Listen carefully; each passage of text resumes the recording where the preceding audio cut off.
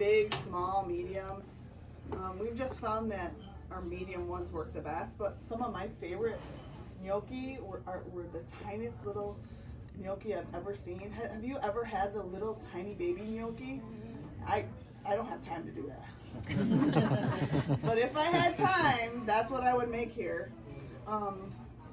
So obviously there's gnocchi boards you can buy, but grandma's always used the old back of a fork. We don't even bother with that here just because our sauce soaks right in, easy enough. But that's just like a bonus extra step you can take. And we use the spatula and just go for it. They're so fast and easy that way. But when I talk about like a little gnocchi, like these little guys are so, you can pass it around. The little guys are so delicious. But what I'm gonna do is, if anybody wants to roll some gnocchi out, I got gloves here, and then I'll show you just one on the back of a fork. If you like, you have to be really delicate with them, but if you like the extra ridges, you can totally just roll them back. Now, one of my favorite things I have in Italy that they don't have here are Giovanni Rana makes a stuffed gnocchi that is so good. I actually called the company and begged for them to sell them here. They have some of them have prosciutto in them, some of them have gorgonzola sauce in the center, some of them have tomato and basil in the center. They're the most delicious, like, little bite of food. They must have like a machine that does it in the factory, but I tell you what. Did you try to make them? Yeah, and what you have to do is you have to freeze all the stuff that you want to put in the center and then individually wrap the gnocchi around them. Who wants to do that? Yeah, you don't have time. I don't have time, but if I had time, I would make enough just for one order, you know, so I can. But they're literally the best little, like, my girls and I look forward to them. Like when we go to Italy, they're like, go buy that gnocchi at the store. So who wants to come make some gnocchi? I got quite a few here. We're gonna eat them, so the more you make, the more we get to eat. So right. I'm just dipping them here. I got some gloves. So just to let you know who you're working with here is Dana Meyer. She's our vice chair for our student chapter of the American Culinary Federation in Grand Rapids. So Dana in the house. culinary leader. Love it. If anybody knows, gnocchi is not as easy to make as you think it is. So I usually just grab some and then dip it in the flour and just kind of roll it out like Play-Doh. And then I just chop it in. I'm gonna go get us a little sheet pan. You can just put them there, and then. You want me to, here, Jenna, I'll go to the kitchen. You're gonna get a sheet pan? Thank you. Like a half sheet? Okay. So you can just go in there and grab it. So when you make yours, do you let the dough rest there or let it rest after you cut it out? We don't really let it rest at all. Like we roll it as soon as we make the dough, we roll it out, and then we put them on sheet pans and freeze it. Okay. And then once we need them for an order, we actually portion them out in a little baggie, and then we have them in our freezer ready. And then we found that works the easiest and the best for us. Okay. So if we don't use them during the night, then we just throw them in the freezer, and they don't get ruined that way. If you leave them in the fridge, they turn black. So nobody wants to work this hard on gnocchi and have them turn black. So we found the best way to do it is put them on a sheet pan with flour, and then once they freeze, we scrape them off and portion them out, and we just weigh them, and so they're all, consistent. Okay. Thank you. Then just drop them in hot pasta water and Yep, we have actually straight from frozen. Yep, straight from frozen. Yes. How much kneading do you do with the dough? Not much. The less, The better. the better. The more you work it, the chewier they get. Yeah. And the more flour you need to add to them too, because your hands are warm, and So it that's just. why you don't need to really let the dough rest. You have to work with that. Yeah, exactly. And what would you Yeah, that'd be great. what would you say the perfect consistency of a good gnocchi is? See, See, I like my gnocchi to have a light airiness about it, but also a good chewiness, but not too chewy and not too floury. We actually don't add a lot of flour to it. It's a lot of potato, Just enough to bind it. just enough that it sticks together, and then we roll it because you don't want it to taste like flour. You want it to taste like potato. At least I do. You know, unless you're doing like a Parisian gnocchi, which is flour. I really like cheese gnocchi too. I love the Reserve used to make a really good like grilled cheese gnocchi. Pretty ones, come on, Chain. Dina. Grilled cheese gnocchi. Come on, Dana, hook up some pretty ones. But what was I gonna say? I was gonna say something else. Oh, so sometimes you have to get innovative, and we had a fryer because of what the restaurant was before we opened it. It was very burger fry. We had 3 fryers next to each other. We actually changed one of our fryers to a pasta water boiler. So we boil our pasta that's par cooked in our, well, it's a fryer. Yeah. But it has worked so, we put it in a basket, we drop it, and then we lift it, it's ready to go. It's actually been the best thing we've done for the kitchen. And we haven't had to really have a pasta boiler on the back stove. We actually have one on the back stove just for the gluten-free pastas that we make. But our other pastas go right into the deep fryer water. Got a drain on it? Yep. Yeah. They drain it at the end of the night, rinse it out, it's ready for the next day. Genius. It's Plus your worked. temperature's consistent. It's consistent all night long. All we have to do is keep filling it with water because it evaporates. Yeah. But besides that, it's so worth it. It's been Is there anything like that in the no, industry? no. That's why we were like, Why has nobody thought? why? I know. That's what we wondered too. But it actually worked out great. So that's what we've been doing for years, and it saves space on our stovetop to not have any, you know, boiler. Big, heavy, bubbly Yeah. pot of Yeah. painful water. It's safer too. It really is. It was such a genius move on my husband's part. I was like, you're so smart. But it's just kind of a funny thing that, you know, for someone that works in the kitchen, it's kind of a funny tip. Question. Yes. What temp and how long do you cook your potatoes? So our ovens are at like 375 and until we get a fork through it, and we cut them into little, like maybe 1-inch dice. Oh, okay. We buy the biggest possible bakers we can because it's less work for peeling. Oh, yeah. So the biggest potatoes on the planet are what we have, and then we actually have competitions on who can peel a case the fastest. I used to work at a nursing home where they had the peeler. That was the automatic one, but you know, we can't afford that, so we're not a nursing home. But you know, it's one of those things. The new kids have to peel potatoes. You know, that's part of the deal. Dana, you're killing it. So, Chef, what's your biggest challenge right now? Staff. Keeping staff. Because Because they have no work ethic. The work ethic is zilch. Gone. It's gone. It's gone. And I don't know if anyone else is dealing with it at all. Everywhere.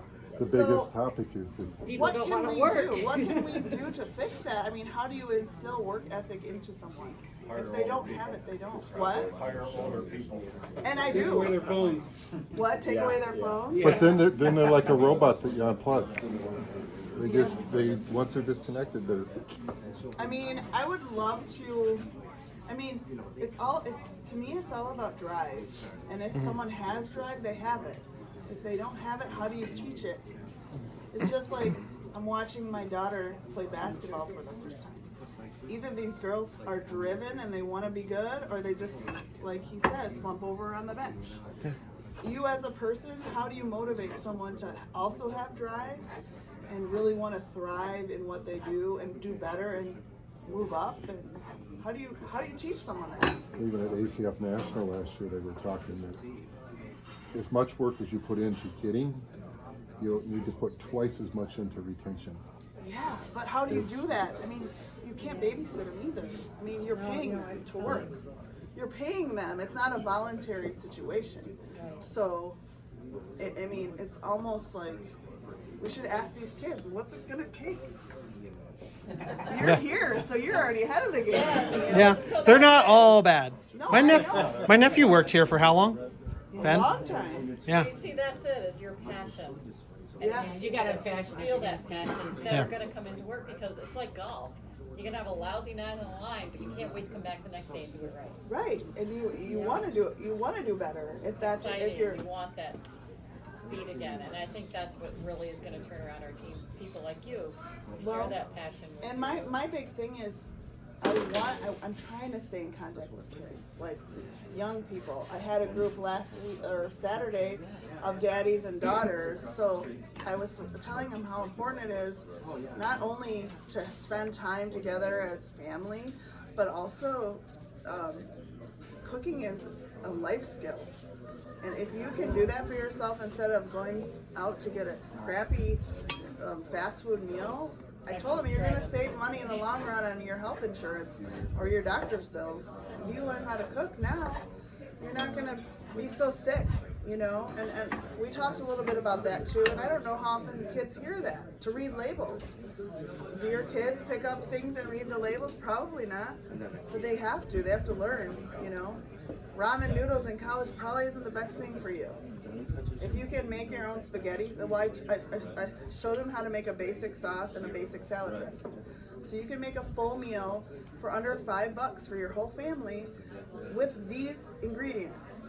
It doesn't have to be expensive at all to have good tasting food, you know? So I don't know. I mean, I want to know too. I want to know what it takes to get people motivated. Obviously, it's a passion thing. Because I love it. They don't have to love it, but some people do, you know. And when they love it, hopefully they come see us. But Marita and I were just saying, we literally have 60 W-2s to mail from 1 year. That's 60 people that don't work here anymore that we had to put through payroll, train, just for them to leave. And that's not unusual. Jeremy, what's your number? Uh-huh. I mean, yeah, company-wide. Yeah. Yeah. So, I mean, and Jeremy and I were talking about it the other day, like, if we have someone come into Saj, we're like, are you going to stay? Because if you're not going to stay for at least a year, we're not going to bother. We're not going to waste our time training you if you're going to leave within 5 months. It's not worth it. Yeah, we provide uniforms also. So we order uniforms Yeah. for these folks and stuff. And it's so frustrating, isn't it? Yeah. The other thing that's frustrating is all the extra things that come with some staff, like friend of the court that comes the first week they work. You know, a lot of extra paperwork that you're like, Garnish. yeah, garnishing wage, like really, really, you know. But it's like those are things that people don't think about when they open a business. All the extra bonus things that you get to deal with. So how many open positions do you have? Right now we're actually good, but in a couple weeks we're losing one of our line cooks, but we have a backup who is coming from Gun Lake Casino if they show up. Right. But here's the thing: if they don't show up, we gotta really go for it. But like I said, we employ about 30 people. So between front and back of the house, we have about 30. And on the weekend, most of them are here. Friday and Saturday, most of them are here. During the week, you know, we have less. But I would say we got 30 people rolling around here between bussers, servers, dishwashers, prep. My daughter wants money all of a sudden, so I told her she can come work whenever she wants, you know. And those are also things I think that might be issues with kids. Parents are handing them money so they don't have to work, which isn't teaching them anything for their future at all. And so I'm not going to be one of those parents. I told my daughter if she wants a car, then she has to buy a car. If she wants to buy a car, she has to work. If she wants to put gas in the car, she's got to work. And I think a lot of families aren't teaching their kids the value of $1 and what it costs to work.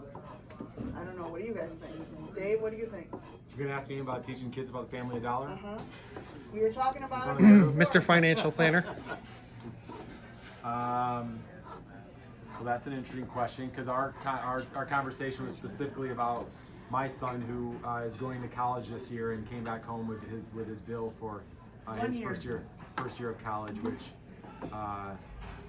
which my advice to him was go find a different school. So after I saw that the bill, so but no, I mean I think to Jenna's point, they've taken economics and simple financial math out of the high schools.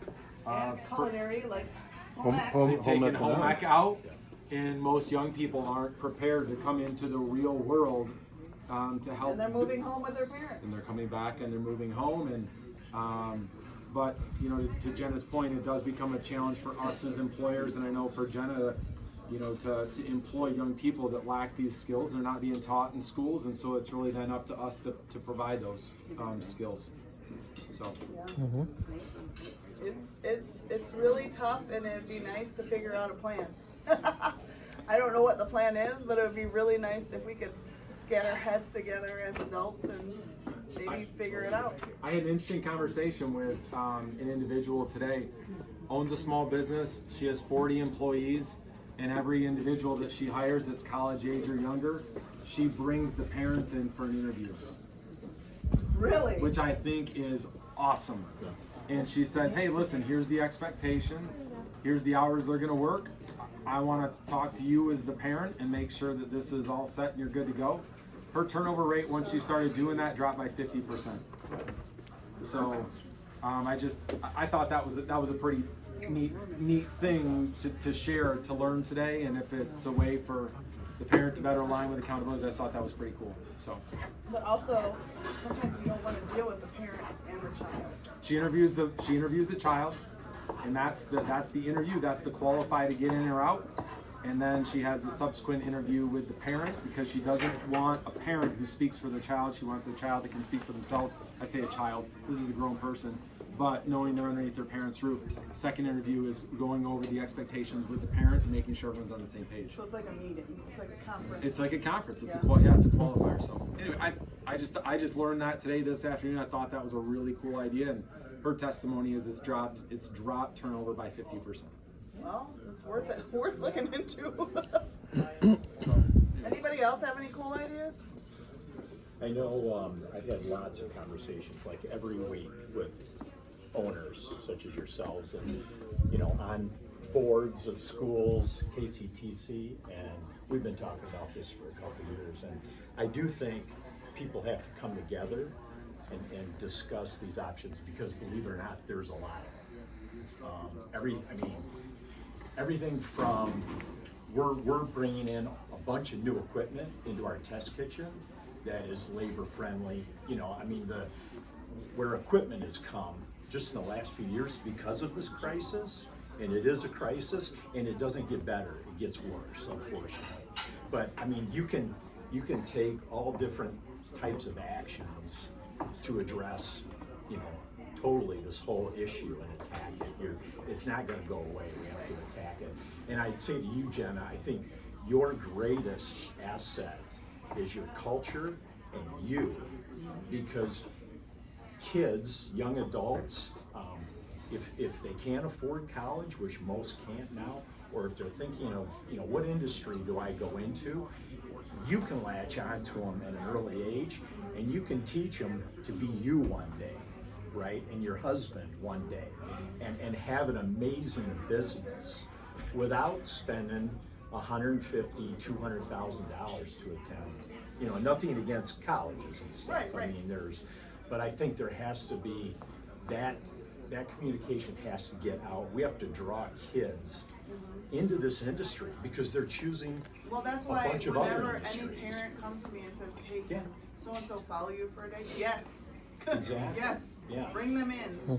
The other thing I'm doing when I'm meeting with colleges and stuff is whether they land in a restaurant such as yourself or a food distributor such as myself or others, this industry has amazing options, It does. right? Broker, it's an amazing industry with so many choices.